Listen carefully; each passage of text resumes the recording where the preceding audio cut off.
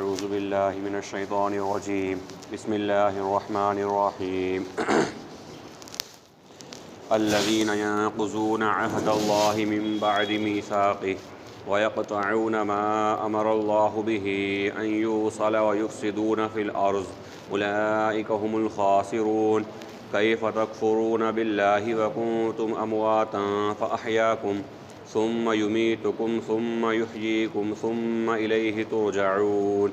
هو الذي خلق لكم ما في الأرض جميعا ثم استوى إلى السماء فسواهن 7 سماوات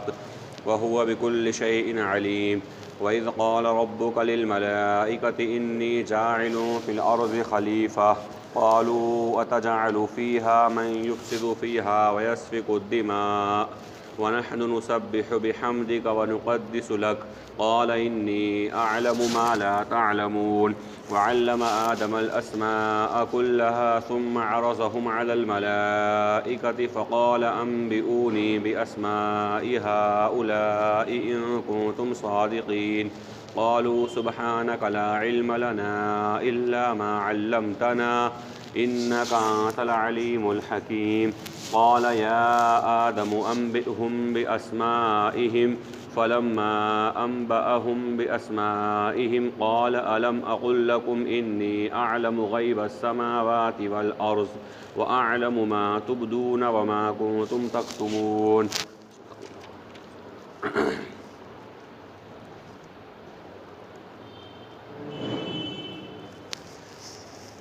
وہ لوگ جو اللہ تبارک و تعالیٰ سے ایک پختہ عہد و پیمان کر دینے کے بعد اسے توڑ دیتے ہیں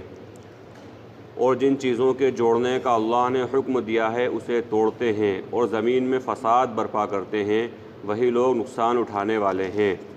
کس طرح تم اللہ کا انکار کر سکتے ہو حالانکہ تم مردہ تھے، پھر اس نے تمہیں زندہ کیا، پھر تمہیں وہ موت دے دے گا، پھر زندہ کرے گا، پھر تمہیں اسی کی طرف لوٹ کر جانا ہے۔ اللہ وہ ہے جس نے تمہارے لیے زمین میں تمام چیزوں کو پیدا کیا، پھر وہ آسمانوں کی طرف متوجہ ہوا، پھر 7 مساوی آسمان اللہ رب العالمین نے بنا دیے اور وہ ہر چیز کا جاننے والا ہے۔ اور یاد کریے اس وقت کو جب آپ کے رب نے ملائکہ سے کہا کہ میں زمین میں ایک نائب بنانا چاہتا ہوں۔ انہوں نے کہا کیا آپ اس میں ایسی مخلوق پیدا کرنا چاہتے ہیں جو وہاں جا کر فساد برپا کرے اور خون بہائے؟ حالانکہ آپ کی تحمید و تقدیس ہم مسلسل کرتے رہتے ہیں۔ اللہ تبارک و تعالیٰ نے فرمایا کہ میں وہ بات جانتا ہوں جو تم نہیں جانتے۔ اور اللہ تبارک و تعالیٰ نے آدم کو تمام چیزوں کے نام سکھلا دیے، پھر انہیں ملائکہ کے سامنے پیش کیا تو ملائکہ سے کہا کہ ان تمام چیزوں کے نام تم مجھے بتلا دو اگر تم سچے ہو۔ انہوں نے کہا آپ کی ذات پاک ہے، ہمیں اتنا ہی علم ہے جتنا علم آپ نے ہمیں دیا ہے، بے شک آپ علم والے حکمت والے ہیں۔ کہا اے آدم ان چیزوں کے نام گنا دو، چنانچہ انہوں نے ان چیزوں کے نام بتا دیے تو فرمایا کیا میں نے تم سے نہیں کہا تھا کہ میں جانتا ہوں چھپی ہوئی باتوں کو جو زمین و آسمان میں ہیں، اور جانتا ہوں ہر اس بات کو جس کو تم چھپاتے ہو اور جس کو تم ظاہر کرتے ہو۔ اللہ رب العالمین نے اس جہاں سے درس آج کا جو شروع ہو رہا ہے سورہ بقرہ کی آیت نمبر 27 سے، سب سے پہلے اللہ رب العالمین نے ایک عہد و پیمان کا ذکر کیا جو اللہ رب العالمین نے تمام لوگوں سے، تمام انسانوں سے، چاہے وہ مسلمان ہو یا غیر مسلم ہو، قیامت تک کے آنے والے تمام انسانوں سے جو اللہ رب العالمین نے ایک عہد و پیمان کیا، ایک معاہدہ کیا جس کو معاہدہ الست سے تعبیر کرتے ہیں۔ عالم ارواح کے اندر جو اللہ رب العالمین نے تمام روحوں کو جمع کر کر یہ بات کہی کہ الست بربکم قالوا بلا شہدنا، تمام روحوں سے اللہ رب العالمین نے بات دریافت کی کیا میں تمہارا رب نہیں ہوں؟ انہوں نے ایک زبان ہو کے کہا بالکل آپ ہمارے رب ہیں، اس میں ذرہ برابر شک کی گنجائش نہیں ہے، ہمارا اس بات پہ عقیدہ ہے، ہم یہ بات مانتے ہیں کہ آپ ہمارے رب ہیں۔ اور دوسرا عہد و پیمان وہ مراد ہے جو بنی اسرائیل سے اللہ رب العالمین نے لیا، اور بنی اسرائیل جو دیگر انبیاء اکرام علیہم الصلاۃ پر ایمان لاتے تھے، جس طرح دیگر انبیاء اکرام علیہم الصلاۃ پر ایمان لائے، اور ان کے دور کے اندر ان کے آبا و اجداد نے، ان کے باپ دادا نے جس طرح انبیاء اکرام علیہم الصلاۃ کے ہاتھ پر اسلام قبول کیا، اللہ کی وحدانیت کو مانا اور وقت کے رسول کو مانا، اللہ کی وحدانیت کو مانا اور وقت کے نبی کو مانا، اسی طرح وہ عہد و پیمان یہود و نصارہ کو بالخصوص یاد دلایا جا رہا ہے کہ تم بھی اسی طرح مانو۔ یہ نہیں کہ صرف اللہ کو مان رہے ہو اور نبی کو نہیں مان رہے، بلکہ اللہ کو بھی مانو اور اللہ کے نبی صلی اللہ علیہ وسلم کو بھی مانو۔ اور اسی کے ساتھ ساتھ اس آیا کے اندر اللہ رب العالمین نے جو عہد و پیمان کی اہمیت کو بیان کیا، یعنی کوئی انسان اگر کسی سے کوئی عہد و پیمان کر لے، ایک عہد ایک وعدہ تو وہ ہے جو انسان اللہ رب العالمین سے کرتا ہے کلمہ لا الہ الا اللہ محمد رسول اللہ پڑھنے کے بعد، کہ وہ تمام کے تمام چیزیں جو کلمے کے تقاضا ہیں، وہ تمام کے تمام احکامات جس کے اوپر عمل کرنا ہے، اور وہ تمام منہیات جس سے رکنا ہے، ہم یہ کریں گے ایک ایمان والا۔ اسی لیے اللہ کے نبی صلی اللہ علیہ وسلم خاص طور پر بھی جو لوگ مسلمان ہوتے تھے، اسلام قبول کرتے تھے، آپ صلی اللہ علیہ وسلم جو بیعت کرتے تھے، یا آج بھی اگر اللہ اسلامی نظام نافذ کرے، امیر المومنین ہو جو اس طرح سے اگر بیعت کرے کہ ان سے خاص موٹی موٹی بنیادی چیزیں ہاتھ پر ہاتھ رکھ کر بیعت کی جاتی تھیں، یا اللہ کے نبی صلی اللہ علیہ وسلم ایمان لانے والوں سے کرتے تھے تم یہ کام کرو گے، یہ کام کرو گے، ایک کاموں کی فہرست جو موٹے موٹے فرائض سے تعلق رکھنے والی چیزیں ہیں اور موٹی موٹی عقائد سے تعلق رکھنے والی چیزیں ہیں، اور اسی طرح وہ بڑے بڑے منہیات یا وہ بڑے بڑے کبائر جو بڑے بڑے گناہ ہیں جن کو نہیں کرنا ہے، اس کی ایک فہرست اللہ کے نبی صلی اللہ علیہ وسلم بیان کرتے تھے، اور ایمان لانے والے کہتے تھے ہاں ہم یہ کام نہیں کریں گے۔ اب یہاں پر ایک لطیف بات علماء نے لکھی ہے کہ جو عہد و پیمان کتابوں کے اندر موجود ہیں، ہم نے کئی مرتبہ سنا ہے، پڑھا ہے، مذاکرہ کرتے ہیں کہ وہ کون کون سی چیزیں تھیں جو اللہ کے نبی صلی اللہ علیہ وسلم صحابہ اکرام سے کہلواتے تھے کہ بھئی یہ کام ہم کریں گے، یہ کام ہم نہیں کریں گے۔ تو وہ تمام کے تمام جو کرنے کے کام ہیں اور وہ تمام کے تمام جو نہیں کرنے کے کام ہیں، مثال کے طور پر کرنے کے کام موٹی موٹی سی بات اگر ہے کہ ہم اللہ کے ساتھ کسی کو شریک نہیں کریں گے، اللہ کے نبی صلی اللہ علیہ وسلم کی نبوت پر ایمان رکھیں گے، اپنی اولاد کو ناحق قتل نہیں کریں گے، کسی پہ ظلم نہیں کریں گے، کسی کو قتل نہیں کریں گے، اسی طرح شراب نہیں پئیں گے، زنا نہیں کریں گے، اور نماز کی پابندی کریں گے، فرائض کی پابندی کریں گے، حدود کی رعایت کریں گے، یہ تمام کے تمام وہ چیزیں ہیں جن کے بارے میں انسان کو خود بھی مذاکرہ کرنا چاہیے،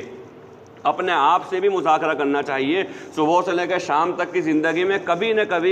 کبھی ایک دو مرتبہ یہ ہونا چاہیے کہ انسان اپنے آپ کو ابھارے اس چیز کے اوپر، اس لیے کہ اللہ کے نبی صلی اللہ علیہ وسلم کی حدیث ہے کہ شیطان انسان کے جسم میں خون کی طرح دوڑتا ہے، جس طرح انسان کا جسم میں خون دوڑ رہا ہے اسی طرح شیطان بھی اس کے جسم میں دوڑتا ہے، اور کب کس کو کہاں اچک لے، کب کس کو کہاں بہکا دے، اور کب کہاں کس کو راہ راستے سے ہٹا دے، کوئی ضمانت نہیں دے سکتا۔ اسی لیے اللہ کے نبی صلی اللہ علیہ وسلم نے صحابہ اکرام کو اس بات پر آمادہ کیا، تیار کیا کہ ذرہ برابر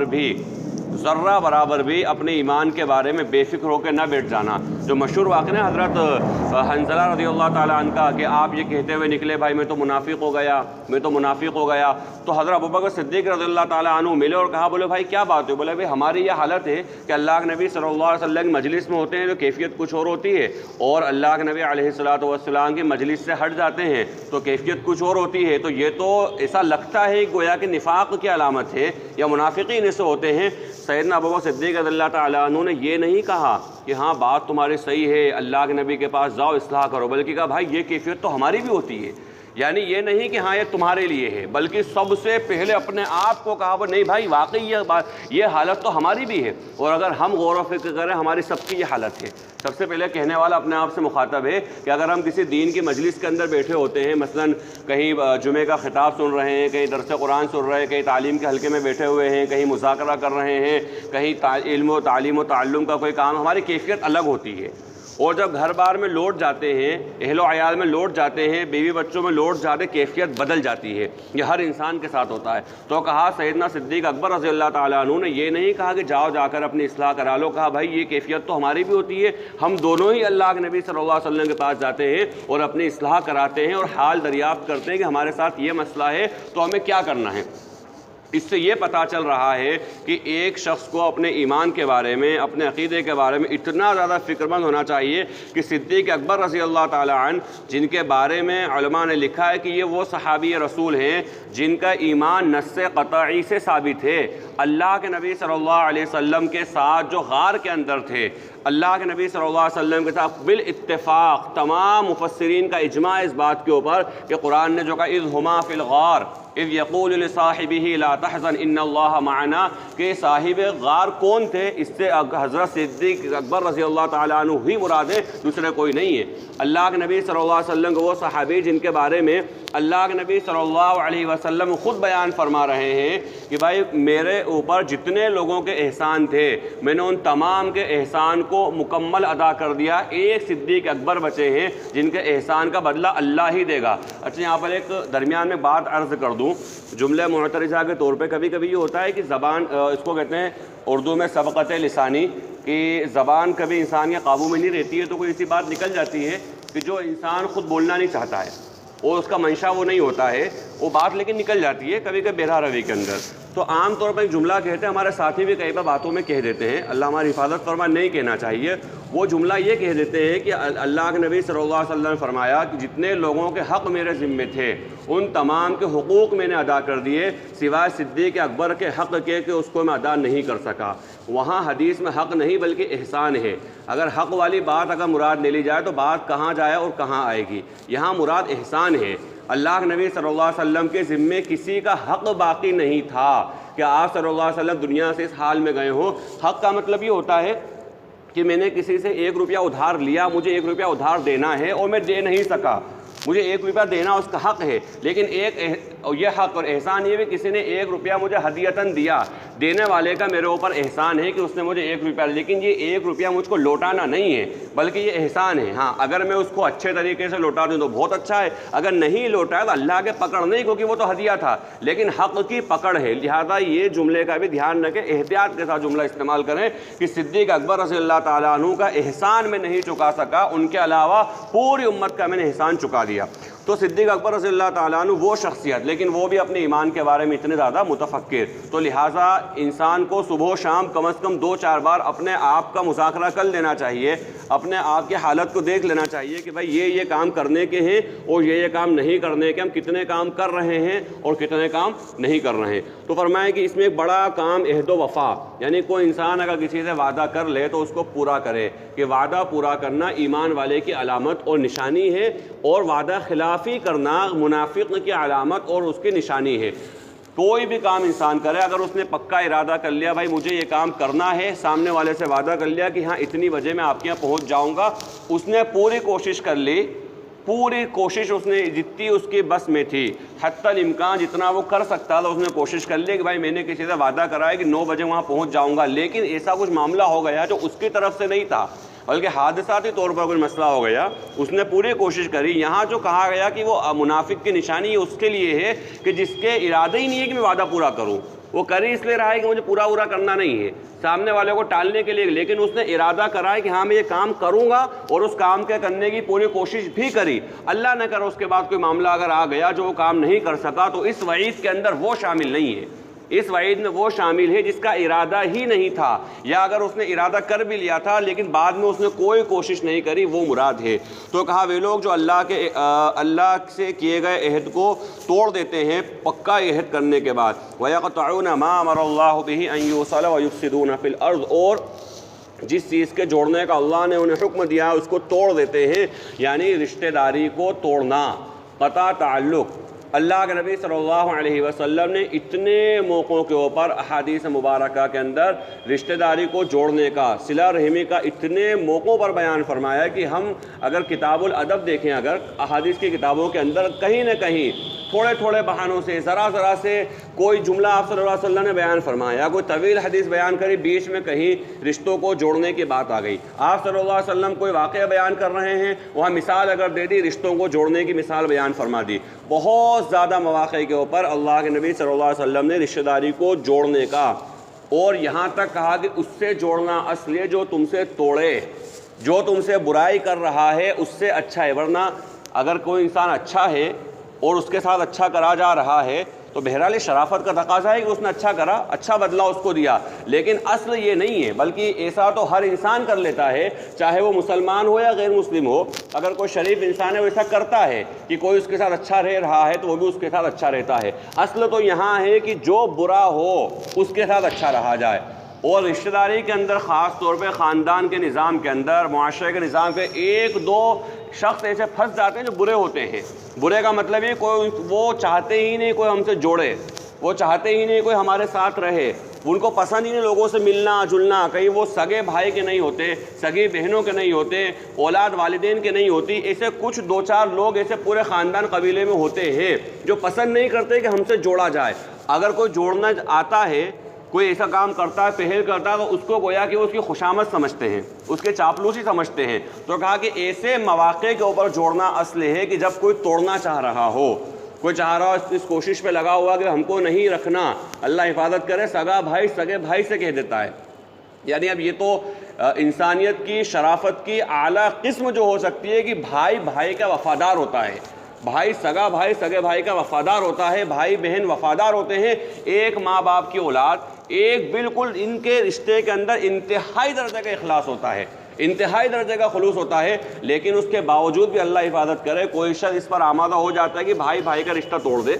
بہن بہن کا رشتہ آپس میں توڑ دے۔ کہا کہ یہ رشتہ توڑنے کی اجازت نہیں ہے، اس لیے کہ اللہ نے بنائے ہیں۔ اللہ تبارک و تعالیٰ نے یہ رشتے ہمارے بنانے سے، ہماری کوشش سے نہیں ہوئے، بلکہ یہ رشتے اللہ نے خود بنائے۔ کوئی انسان اپنی مرضی سے کسی کے گھر میں پیدا نہیں ہوا، بلکہ اللہ نے اس کو پیدا کرا ہے۔ کوئی انسان اپنی مرضی سے کسی کا بھائی نہیں بنا، اللہ نے اس کو بھائی بنایا ہے۔ کوئی اپنی مرضی سے کسی کی بہن نہیں بنی، اللہ نے اس کو بہن بنا۔ اسی لیے ایک مسئلہ یہاں پر ذہن میں آ گیا کہ اللہ تبارک و تعالیٰ نے یعنی رشتہ داری اور حقوق کے بارے میں کتنی تاکید کری، اور کہا کہ اگر کوئی انسان کتنا بھی برا ہے اس کو برائی کے ساتھ اس کے حال پہ چھوڑو، لیکن تمہاری ذمہ داری ہے کہ اس کی رعایت کرو کہ تمہارا اس سے خونی تعلق ہے۔ اللہ کے نبی صلی اللہ علیہ وسلم نے وراثت کا حکام بیان فرمائے کہ وارث کون کون ہوگا۔ سب سے پہلے تو والد کا یا والدہ کا انتقال ہو جانے کے بعد اس کے وارثین اس کے بیٹے اور بیٹی ہوتے ہیں، یہ تو اولین وارث ہیں، اور اس کے بعد میں پھر ورثہ کی تفصیل ہے، بعض کو کسی حالت میں ملتا ہے، کسی حالت میں نہیں ملتا ہے،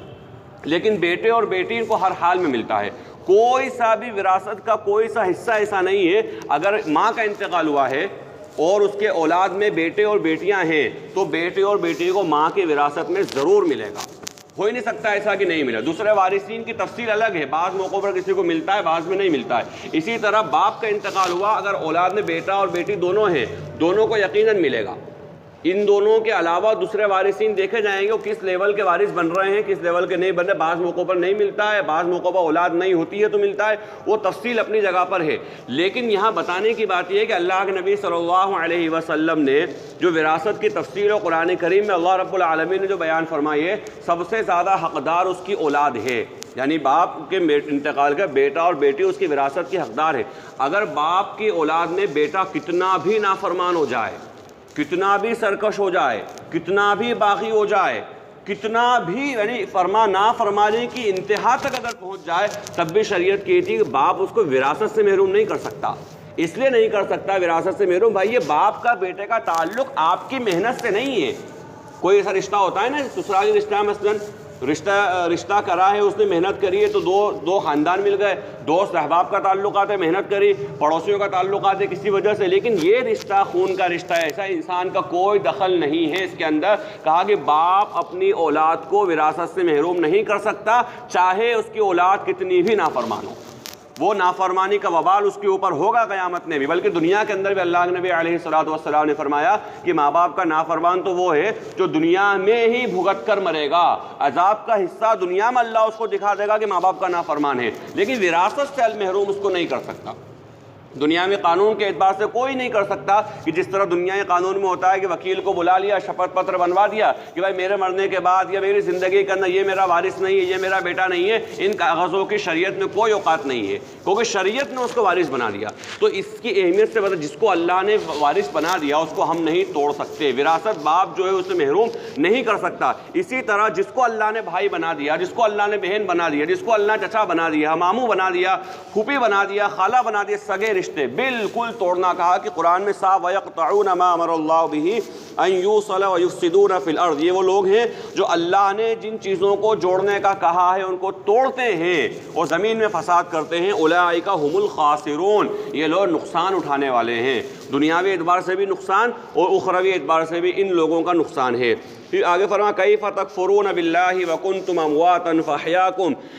اللہ رب العالمین نے اپنی قدرت کا نظارہ اس انداز سے اور اس بلیغ خطبے کے ذریعے کہا کہ تم کیسے انکار کر سکتے ہو اللہ کا، حالانکہ تم مردہ تھے، اس نے تمہیں پیدا کیا، کوئی انسان کا وجود نہیں تھا۔ جو پچھلے درس میں مثال آئی تھی کہ ابھی 9 مہینے بعد پیدا ہونے والے بچے یا 10 مہینے بعد پیدا ہونے والے بچوں کا کوئی وجود ہے؟ پتہ نہیں ہے وہ کہاں ہے، باپ کی صلب میں ہے لیکن علم کسی کو نہیں ہے۔ یا اور تھوڑا سا پیچھے چلے جائیں، 2 سال 2.5 سال بعد پیدا ہونے والے بچے کہاں ہیں، کچھ کسی کو نہیں پتا۔ کہا کہ تم مردہ تھے، تمہارا کوئی نام نہیں تھا، کوئی پہچان نہیں تھی، کوئی شناخت نہیں تھی، اللہ نے تمہیں زندہ کیا، دنیا کے اندر اللہ نے تم کو پیدا کیا، دنیا میں اللہ نے تم کو بھیجا اور انسان بنایا، ثم یمیتکم، پھر اللہ ہی تم کو موت دے گا، یعنی زندہ تو اللہ نے کرا، اللہ ہی موت دے گا، ثم یحییکم، پھر اللہ ہی تم کو زندہ کرے گا۔ اللہ رب العالمین اپنی قدرت کو اس انداز سے بیان فرما رہے ہیں کیف تکفرون باللہ، تم کس طرح اللہ کا انکار کر سکتے ہو حالانکہ تم مردہ تھے، پھر اس نے تمہیں زندہ کیا، پھر وہی تمہیں مردہ کر دے گا، پھر وہی تمہیں زندہ کرے گا، ثم الیہ ترجعون، پھر تمہیں اس کی جانب رجوع کرنا ہے، تم تمام کو اللہ کی طرف لے جایا جائے گا۔ اور یہی وہ چیز ہے جو ہر انسان کو گناہ سے روکنے کے لیے اور نیکی کرنے کے لیے آمادہ کر سکتی ہے کہ بھئی اللہ کے سامنے جواب دینا ہے۔ یہ سب سے بڑا مسئلہ ہے، اللہ کے سامنے پیش ہونا ہے، ورنہ یہ ہے کہ اگر یہ اس کا تصور نہ ہو، اللہ حفاظت کرے جن کو تصور نہیں ہے، وہ تمام تر خرابیاں، تمام تر گناہ، تمام طرح کے ظلم و ستم کرتے رہتے، بھائی مر گئے، ختم ہو گئے۔ لیکن ایسا اللہ کے سامنے جواب دینا ہے، اور جب بھی انسان کوئی سرکشی پہ، کوئی بغاوت پہ، کوئی بڑے گناہ پر اس طرح آمادہ ہو جائے کہ لگ جائے کہ اسی میں لگا ہوا ہے، تو وہ اس بات کو یا ان جیسی آیات کو سامنے رکھ لے، بھائی اللہ کے سامنے پیش ہونا ہے، اللہ کے سامنے ہمیں جواب دینا ہے، جہاں سب کچھ کھل کر سامنے آ جائے گا۔ هو الذی خلق لکم ما فی الارض جمیعا، اس نے تمہیں تمہارے لیے جو کچھ چیزیں زمین میں ہیں پیدا کی۔ ثم استوى الى السماء فسواهن 7 سماوات، پھر وہ آسمانوں کی طرف متوجہ ہوا اور 7 آسمان بنائے، وَهُوَ بِكُلِّ شَيْءٍ عَلِيمٌ، اور وہ ہر چیز کا علم رکھنے والا ہے۔ تمام کے تمام چیزیں اللہ رب العالمین نے انسان کے لیے پیدا کی، اور وہ تمام کے تمام چیزیں اکثر و بیشتر حلال ہیں۔ اسی لیے غالباً حدیث کی بات ہے یا فقہ کا ایک اصول ہے یا مسئلہ ہے کہ اصل چیز، کسی بھی چیز کے اندر اصل حلت ہوتی ہے، یعنی اصل وہ چیز حلال ہوتی ہے۔ ہاں اگر اوپر سے کوئی ایسی چیز آ جائے جس کی وجہ سے وہ چیز حرام ہو جائے تو وہ اس کی وجہ سے وہ چیز حرام ہو جاتی ہے، ورنہ اصل تو وہ چیز حلال ہوتی ہے۔ موٹی سی مثال ہے کہ ہم اگر یہاں سے چلے جائیں، چوراہے تک نکل جائیں اور آگے تک نکل جائیں، کئی کھانے پینے کی چیزیں ملیں گی دکانوں پر، وہ سب حلال ہیں اکثر و بیشتر، کئی لباس ملیں گے وہ اکثر و بیشتر حلال ہے، سواریاں ملیں گی اکثر و بیشتر حلال ہے، مکانات ملیں گے اکثر و بیشتر حلال ہے۔ یعنی اگر غور کریں نا تو یہ ایک جو کانسیپٹ بن گیا نا، باطل نے اتنی محنت کری ہے، اتنی محنت کری کہ آج اگر مسلمان کو کہا جائے کہ بھائی زنا مت کرو، تو باطل یہ بات سامنے لاتا ہے بھائی اسلام تو ہر چیز کو حرام کر دیتا ہے۔ یعنی زنا جیسی خطرناک چیز کی اگر بات کری جائے تو لوگ کہتے ہیں بھائی اسلام کا تو کام ہی ہر چیز کو حرام کر دینا، یا مولویوں کا تو کام ہی ہر چیز کو حرام کر دینا۔ جب یہ کہا جائے بھائی شراب مت پیو تو بولے مولوی تو ہر چیز کو حرام کر دیتے ہیں، حالانکہ اس سے پہلے مولویوں نے کہا کہ بھائی شراب پینا حرام ہے لیکن دودھ پینا تو حلال ہے، چائے پینا تو حلال ہے، کولڈ ڈرنک پینا اگر اس کے نقصانات نہ ہوں تو وہ حلال ہے، شربت پینا حلال ہے، پانی پینا حلال کی بڑی فہرست ہے، لیکن باطل اس فہرست کو چھپا دیتا ہے اور حرام ایک حرام کو پروموٹ کرتا ہے سامنے لا کر کہ دیکھو یہ حرام کا سوال کرو، اور حرام کا سوال کرنے کے بعد دیکھو مسئلہ یہی پتہ چلے گا کہ یہ حرام ہے تو کہو کہ اسلام تو دقیانوس ہے، اسلام تو روڑی وادی ہے، اسلام تو ہر چیز کو حرام کر دیتا ہے۔ حالانکہ بھائی اسلام نے ہر چیز کو حرام نہیں کرا۔ اگر انسان غذا میں دیکھے یہاں سے لے کے چوراہے تک کتنی کھانے کی چیزیں ملیں گی، ہوٹلیں ہیں، دکانیں ہیں، ساری چیزیں حلال ہیں، الا ماشاءاللہ ایک چیز ہو سکتا ہے کہ حرام ہو، تو حرام کسی وجہ سے ہوتا ہے، کوئی سی چیز ایکسٹرنل انٹرنل گندگی اس کے اندر اگر آ گئی اس کی وجہ سے وہ چیز حرام ہو جاتی ہے، ورنہ اصل اللہ نے ان چیزوں کو حلال رکھا ہے اور حلال کی ہی ایک فہرست ہے، بلکہ حلال کے اوپر تو اللہ نے ابھارا ہے۔ مثال کے طور پہ اگر زنا کی جب بات کری جائے تو کسی مذہب کے اندر اتنا زیادہ شادی کے اوپر نہیں ابھارا گیا کہ جتنا اسلام میں ابھارا گیا، بلکہ ابھارنا تو دور کی بات ہے، دیگر مذاہب کے اندر شادی نہ کرنے کو دھارمک ویکتی مانا جاتا ہے، وہ جو گوشہ نشین ہو جائے اس کو دھارمک انسان مانا جاتا ہے، جو پہاڑوں میں چلے جائے، غاروں میں چلے جائے، اسی طرح آشرموں میں جا کر قید ہو جائے، اس کو مانا جائے دھارمک ویکتی ہے۔ اور اعلیٰ درجے کا دھارمک ویکتی وہی مانا جاتا ہے جس نے شادی نہیں کری اور مثال دیا بھائی انہوں نے سب کچھ چھوڑ دیا، لیکن اسلام کہتا ہے کہ نہیں، دھارمک ویکتی وہ نہیں جو شادی نہ کرے، بلکہ شادی کرے، بیوی کے حق ادا کرے اور ساتھ میں اللہ کے حق ادا کرے، یہ انسان مذہبی ہے۔ اللہ کے نبی علیہ الصلوۃ والسلام نے فرمایا النکاح من سنتی فمن رغب عن سنتی فلیس منی، نکاح میرا طریقہ، میری سنت ہے، جس نے نکاح نہیں کیا اس نے میرے طریقے کی خلاف ورزی کری۔ ایک جگہ یا معشر الشباب من استطاع منکم الباءۃ، اے نوجوانوں کی جماعت نکاح کر لو، جو طاقت رکھتے ہو وہ نکاح کر لو، اس لیے فإنہ اغض للبصر واحسن للفرج، یہ نگاہوں کے جھکانے کا اور شرمگاہ کی حفاظت کا ذریعہ ہے۔ ومن لم یستطع فعلیہ بالصوم، وہ جس کی استطاعت نہ ہو کہ تحت علماء نے لکھا ہے کہ یہ عارضی طور پہ ہو سکتا ہے، مثال کے طور پہ کوئی انسان ابھی اسٹوڈنٹ ہے، بھائی پڑھائی پوری ہو جائے پھر کر لیں گے، یا کوئی عارضی مسئلہ ہے تھوڑا تجارت سیٹ ہو جائے پھر کر لیں گے، یا کوئی مثلا گھر کے اندر بڑی بہن ہے یا بڑا بھائی ہے، چھوٹے کو ساتھ آر ہو رہی کہ بھائی، کیونکہ حالانکہ اسلام میں تو نہیں ہے سا، لیکن ایک معاشرے کے اعتبار سے بولنے کہ پہلے بہن نپٹ جائے پھر کر لیں گے، تو یہ عارضی طور پہ ہو سکتا ہے، مستقل استطاعت والا مسئلہ ہی نہیں ہے، اس لیے کہ نکاح کے لیے پیسہ ہونا کوئی بہت ضروری نہیں ہے، ایجوکیشن ہونا کوئی بہت ضروری نہیں ہے، جو چیز دنیا میں انسان سمجھتا ہے کہ ضروری ہے وہ ضروری نہیں ہے، تو کہا کہ اگر عارضی طور پر تم نہ کر سکو تو روزہ رکھو، اس لیے کہ روزہ جو ہے شہوت کو کنٹرول کرتا ہے اور انسان کو گناہ سے روکتا ہے، تو کہا کہ شادی پر ابھارا ہے اسلام نے، تو جو چیزیں انسان کی ضرورت ہو سکتی ہیں ان تمام چیزوں کو یہ نہیں کہ صرف اجازت دی بلکہ ابھارا ہے کہ ہاں یہ کام کرو اور اس کام میں اللہ بڑا ثواب عطا کرے گا۔ تو کہا کہ حلال چیزوں کی فہرست بہت لمبی ہے، بہت لمبی حلال چیزوں کی فہرست، حرام چند ہیں اور ان کو اللہ نے بیان کر دیا بھائی یہ چیزیں حرام ہیں لہٰذا اس سے بچو۔ تو کہا کہ اللہ نے زمین میں جو چیزیں وہ انسانوں کے لیے پیدا کی اور انسانوں کو اللہ نے اپنی عبادت کے لیے پیدا کیا۔ پھر فرمایا وَإِذْ قَالَ رَبُّكَ، اب یہاں پر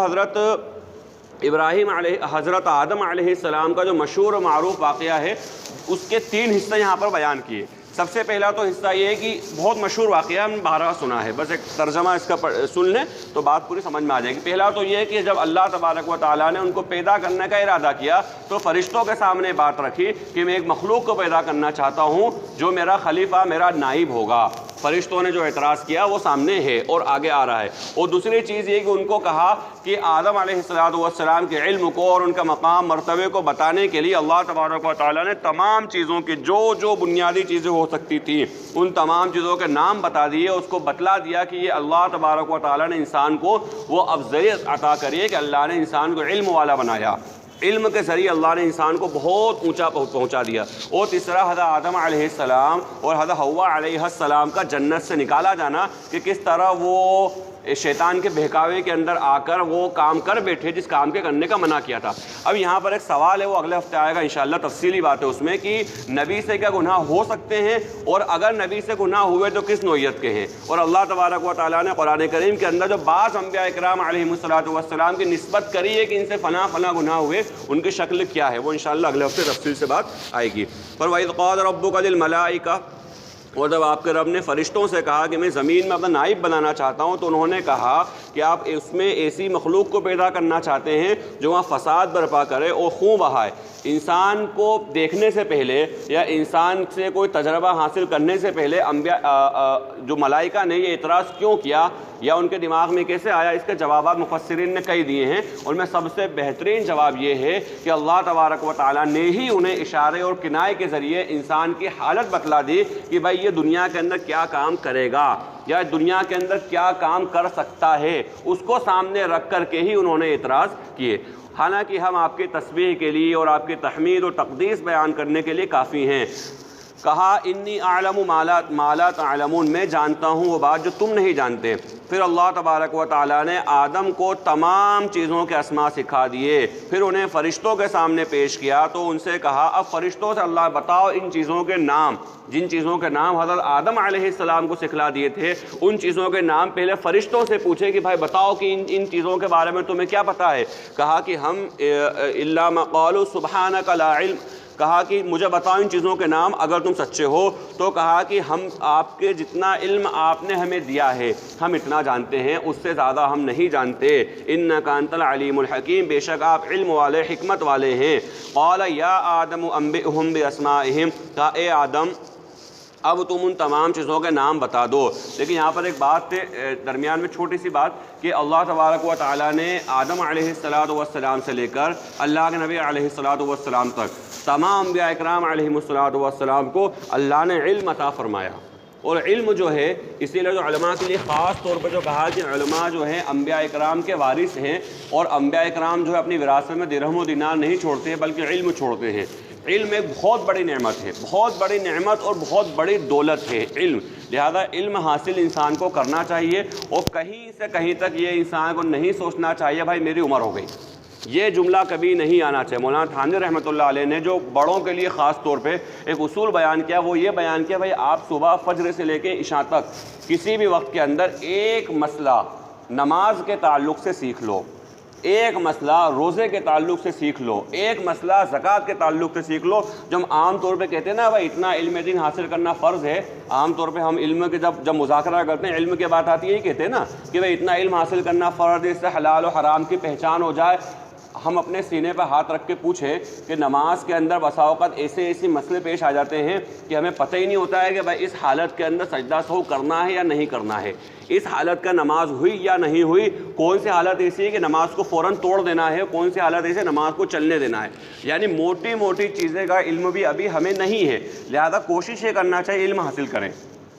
جتنا ہو سکے اتنا علم حاصل کریں، حلال و حرام کی تمیز رکھ کر علم کو حاصل کریں. بھائی کون سا کام کرنا ہے کون سا کام نہیں کرنا، اور اس میں عمر کوئی رکاوٹ نہیں ہے.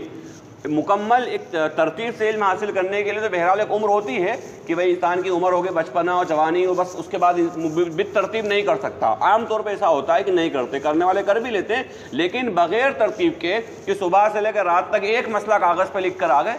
بھائی فجر کی نماز سے لے کے عشاء کی نماز تک ایک مسئلہ کاغذ پہ لکھا ہے، جیب میں رکھا ہے. جو ہمیں جن عالم دین پر اعتبار ہو، جن پر ہمیں اعتبار ہو، جن پر بھروسہ ہو، جا کر مسئلہ دریافت کر لیں کہ بھئی یہ مسئلہ ہے، چاہے وہ اس وقت پیش آنے والا ہو یا پیش نہ آنے والا ہو. اس طرح سے مسائل کا ذخیرہ بھی ہمارے پاس موجود ہو جائے گا انشاءاللہ. اور جب اگر کام پڑ جائے گا تو ہم خود جو ہے اس کے لیے امام ابو حنیفہ رحمۃ اللہ علیہ نے کئی سارے مسائل کے اندر مسئلہ بیان کر دیا اور لکھ دیا بھائی یہ مبتلا بہی سے پوچھ لیا جائے. مبتلا بہی اس شخص کو کہتے ہیں جس کے سامنے مسئلہ پیش آیا. مبتلا بھی اپنی حالت سب سے زیادہ صحیح بتا سکتا ہے کہ بھئی میرے ساتھ مسئلہ تو یہ ہے، اب مجھے کیسے کرنا ہے اور کیسے نہیں کرنا ہے. تو لہٰذا مبتلا بھی ہم ہیں، یعنی کوئی سا ہی مسئلہ پیش آیا ہم اس کے اندر مبتلا ہیں تو ہمیں خود دیکھنا ہے کہ ہمیں کس طرح سے اس کے اوپر عمل کرنا ہے. تو کہا کہ پھر حضرت آدم علیہ السلام سے کہا کہ اے آدم تم بتاؤ ان تمام چیزوں کے نام. چنانچہ انہوں نے تمام چیزوں کے نام بتا دیے. تو فرمایا کیا میں نے تم سے نہیں کہا تھا کہ میں جانتا ہوں جو کچھ باتیں آسمانوں میں اور زمین میں چھپی ہوئی ہیں، وَأَعْلَمُ مَا تُبْدُونَ وَمَا كُنْتُمْ تَكْتُمُونَ، اور میں جانتا ہوں ہر اس چیز کو جس کو تم چھپاتے ہو اور جس کو تم ظاہر کرتے ہو. بسم اللہ الرحمن الرحیم. اللہم صلی علی محمد وعلی آل محمد کما صلیت علی ابراہیم وعلی آل ابراہیم انک حمید مجید. اللہم بارک علی محمد وعلی آل محمد کما بارکت علی ابراہیم وعلی آل ابراہیم انک حمید مجید. اللہم اغفر وارحم وانت خیر الراحمین. اللہم اغفر لی وارحمنی وہدنی وعافنی وارزقنی. اللہم ارنا الحق حقا وارزقنا اتباعہ وارنا الباطل باطلا وارزقنا اجتنابہ. رب اجعلنی مقیم الصلاۃ ومن ذریتی ربنا وتقبل دعاء. ربنا اغفر لی ولوالدی وللمؤمنین یوم یقوم الحساب. ربنا آتنا فی الدنیا حسنة وفی الآخرة حسنة وقنا عذاب النار. جزا اللہ عنا محمدا ما هو أهله صلی اللہ علیہ وسلم. سبحان ربک رب العزة عما یصفون وسلام علی المرسلین والحمد للہ.